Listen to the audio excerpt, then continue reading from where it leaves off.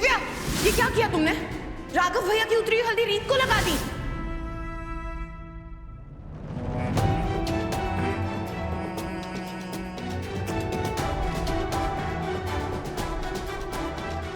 कोई बात नहीं, मैं तो अपनी हल्दी लगा देता हूँ। तुम्हारी हल्दी धुल चुकी है रोहित।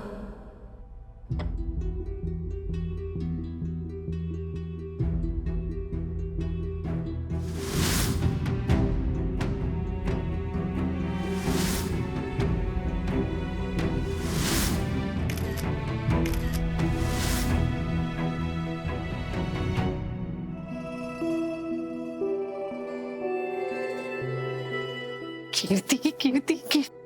माँ देखिए ना, टेलर ने कितना सुंदर काम किया है ना, कितना अच्छा लगेगा, मुझ पे कितना अच्छा लगेगा। अरे बेटा, ये जोड़ा बाद में देखते रहना, उससे पहले ना ये जाकर राघव को बांध दे। ये कैसा धागा है माँ? 1 मिनट।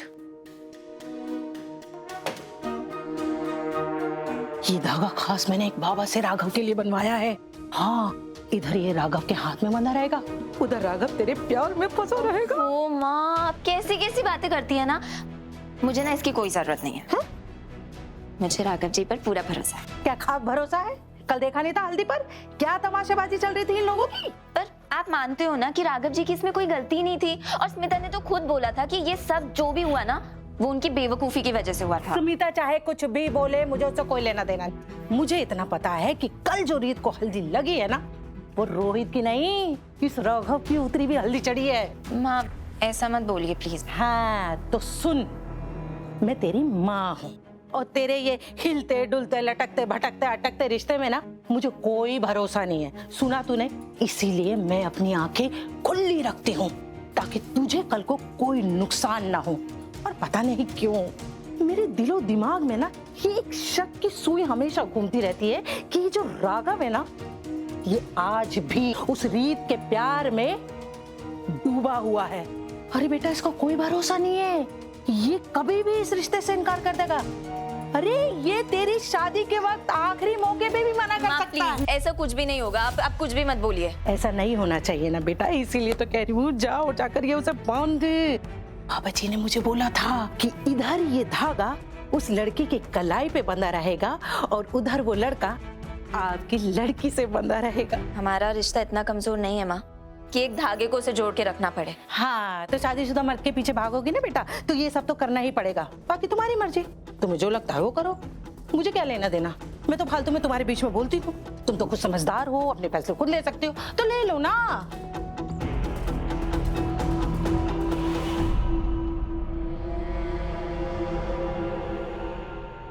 राघव जी। कीर्ति, मैं तुम्ही से बात करने आ रहा था, फिर मुझे रियलाइज हुआ कि तुम्हारी मम्मी के बनाए हुए कुछ नियम हैं जो हमें मानने चाहिए। आपको पता चल गया था ना, मैं आपके लिए धागा लाने वाली हूँ। कैसा धागा? ये आपको वश में करने का धागा। अरे मजाक कर रही हूँ, ये ना माँ मंदिर से लेके आई है ताकि आगे शादी में ना हमारे कोई और विघ्न और कोई रुकावट ना आए। दीजिए ना अपना हाथ, दीजिए।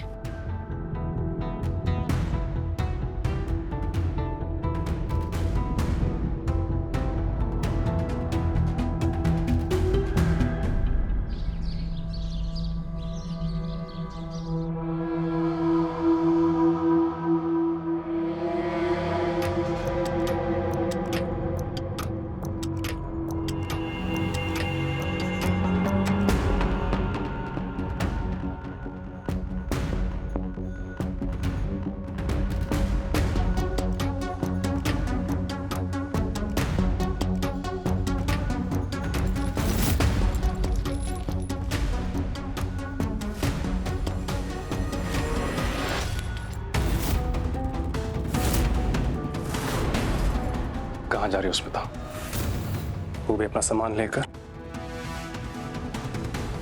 मैं मिस इंडिया कंपटीशन के लिए मुंबई जा रही हूँ। मुझे बिना बताए मुंबई जा रही हो? हाँ तो आपको तो मेरे सपनों की कदर है ही नहीं ना, तो अकेली जा रही हूँ मुंबई अपने सपने पूरे करने। स्मिता रुको!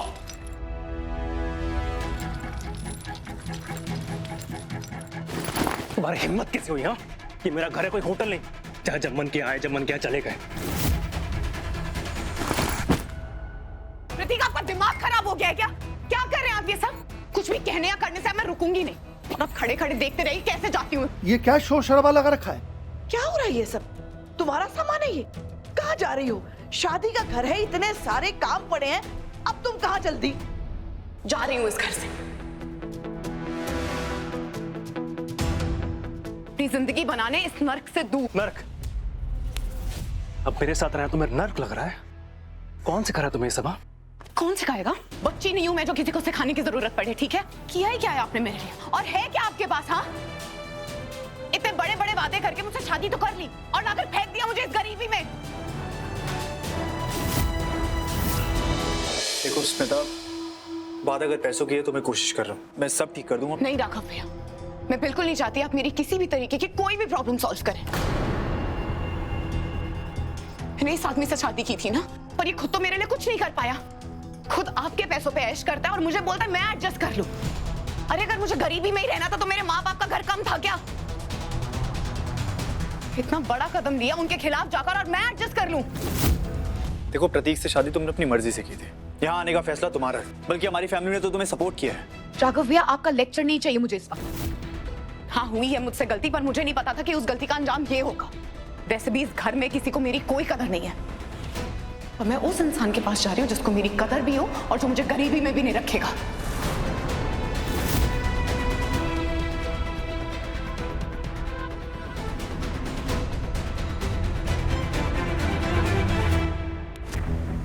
अच्छा, तो ये सच्चाई है?